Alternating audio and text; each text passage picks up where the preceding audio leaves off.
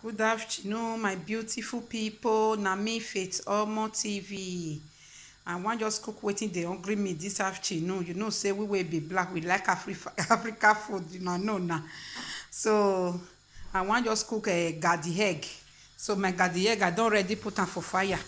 Na it dey fire so e don dey boil. I don put my yam for fire too. Yam and plantain. E don already see dey boil dey come. So na wetin na the ingredients wey I wan take cook am be this. Na my pepper be this, my fish dey here, my egg and gizzard dey.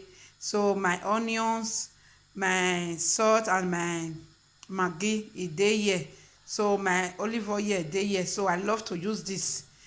So it's good for body. That oil wey e no good like that for body. Na this one na be the better one.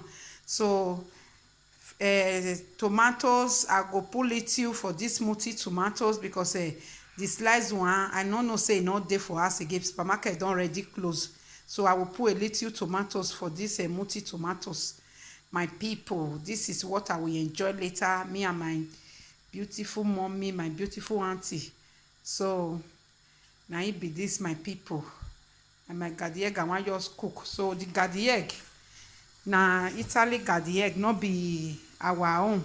So I just peel the body. Me, I no dey like e body. So I just peel the body through away.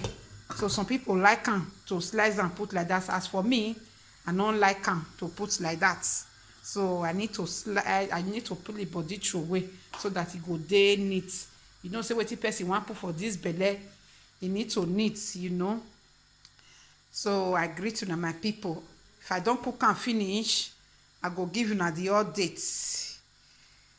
Na good afternoon for where una dey for everybody. I greet una. Na thank you for watching. Thank you very much.